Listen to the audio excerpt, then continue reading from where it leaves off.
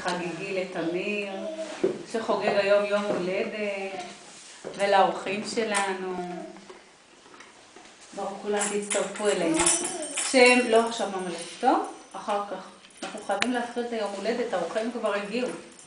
כשמנגנים בקסילופון